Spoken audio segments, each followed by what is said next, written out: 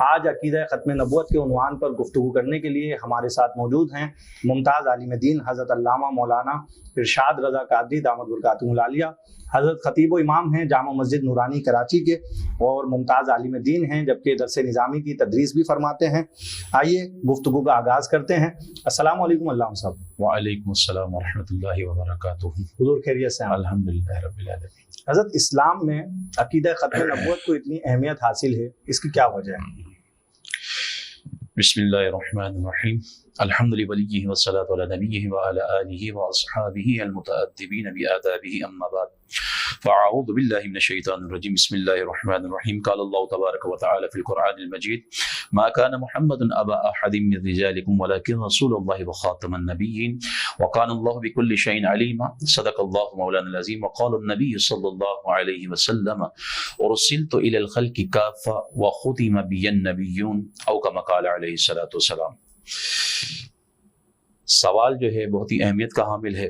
اس سے پہلے کہ ہم جو ہے سوال کے جواب کی جو ہے طرف جائیں اور اس پر تفصیلی گفتگو کریں، تو اولاً جو ہے اس میں لفظ عقیدہ استعمال ہوا۔ جی تو لفظ عقیدہ کی ذرا وضاحت کر دی جائے کہ لفظ عقیدہ اس کی جو ہے تعریف کیا ہے، لغوی اصطلاحی تعریف اس کی، اور شرعی حیثیت کیا ہے، اور اس کی جو ہے قدر و منزلت کیا ہے اسلام کے نظریے، اس کے نظر اسلام کے تناظر میں۔ یاد رکھیے گا عقیدہ کا لفظ جو ہے یہ عقدن یا عقدتن سے ماخوذ ہے، جس کا معنی جو ہے لغت کے اندر، ڈکشنری کے اندر گرہ لگانا یا گانٹ لگانے کے آتا ہے۔ صحیح۔ اور شریعت کے اصطلاح میں علماء نے عقیدے کا معنی بیان کیا کہ غیر متزلزل پختہ اصولی خیالات، صحیح، غیر متزلزل جس میں تزلزل نہ ہو، صحیح، اور پختہ اصولی جو خیالات ہوں اس کو جو ہے عقیدہ کہا جاتا ہے۔ اب عقیدے کی جو بنیاد ہے وہ کہاں سے ہے، اور عقیدہ جو ہے کہاں سے جو ہے ثابت ہوتا ہے، تو یاد رکھیے گا علماء نے اس بات کو بیان کیا کہ عقائد کی دو قسمیں ہیں، عقائد قطعیہ یا عقائد ظنیہ۔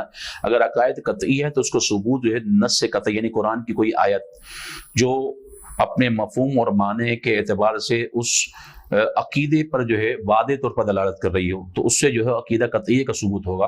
اور احادیث مطہرہ کی بات کریں تو اس سے جو عقیدہ ثابت ہوتا ہے وہ عقیدہ ظنیہ کہلاتا ہے۔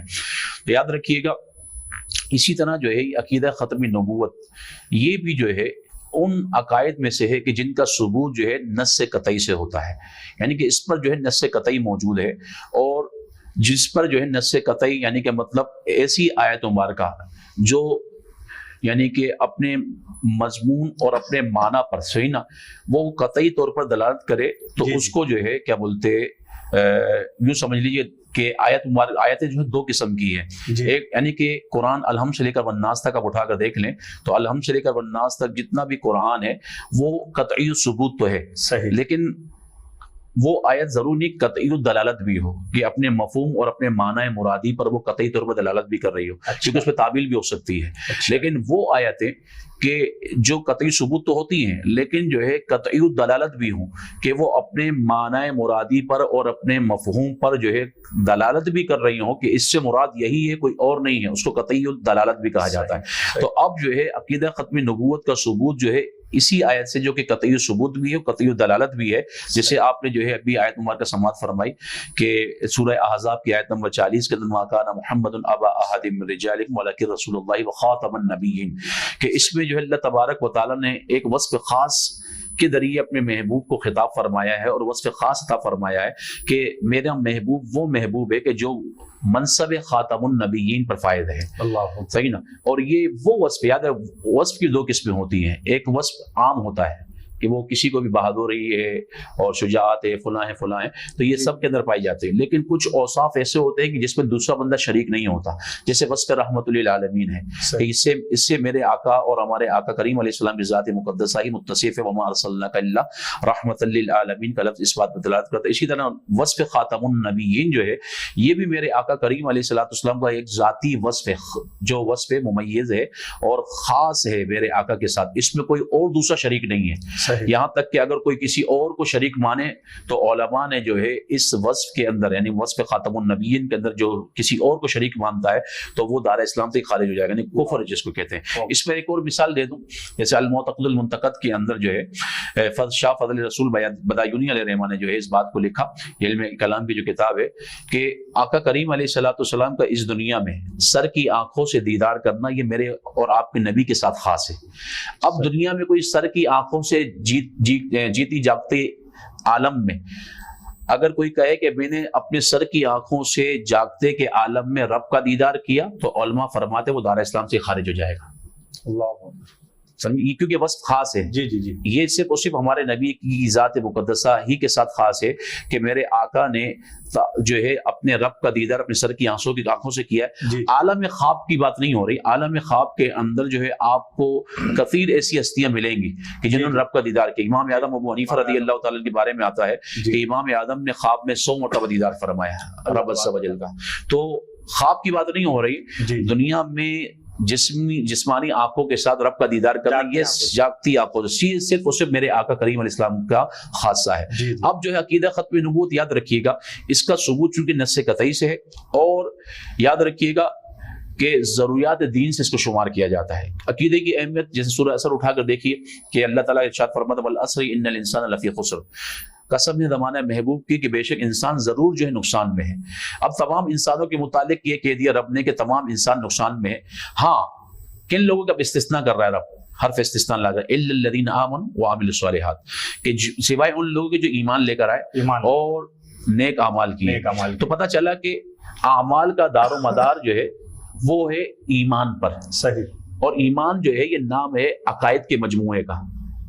صحیح۔ کیونکہ ایمان کسے کہتے ہیں کہ ایمان ان امور کو کہ جو میرے آقا کریم علیہ السلام رب کی بارگاہ سے لے کر آئے اور ان کا جو ہے ضروریات دین میں سے ہونا بدیہی ہو معلوم ہو، ہر شخص چاہے وہ عوام ہو چاہے وہ خواص ہو سب کے علم کے اندر وہ ہو تو اس کو جو ہے ضروریات دین سے کہا جاتا ہے۔ تو وصف خاتم النبیین اور وصف جو ہے ختم نبوت جو ہے یہ میرے آقا کریم علیہ السلام کے ساتھ خاص ہے، اور یہ ایسا وصف ہے میرے آقا کا اور یہ ایسا عقیدہ ہے جس کا ثبوت قرآن سے ہے کہ عوام ہو یا خواص ہو، یہاں تک کہ بچہ بھی جانتا ہے کہ اللہ تبارک و تعالیٰ نے جو سلسلہ آدم علیہ السلام سے نبوت کا جاری فرمایا تھا اس سلسلے کو جو ہے اللہ تبارک و تعالیٰ نے آقا کریم علیہ السلام ہمارے نبی کریم صلی اللہ علیہ وسلم کی ذات مقدسہ پر لا کر ختم کر دیا۔ اور خود بھی میرے آقا ارشاد فرماتے ہیں کہ ارسلت الی الخلق کافہ، کہ مجھے تمام مخلوق کی طرف جو ہے نبی اور رسول بنا کر بھیجا گیا۔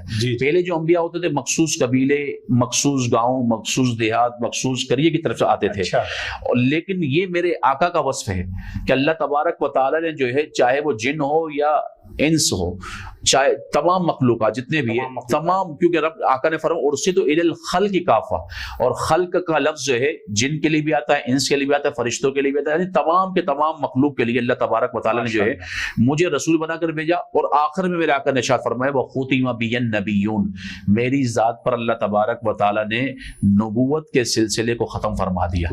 تو یہاں سے جو ہے آپ خود اندازہ لگا لیجئے کہ عقیدہ ختم نبوت کی کس قدر اہمیت ہے اور اس کا ثبوت قرآن کی نص قطعی سے ہے۔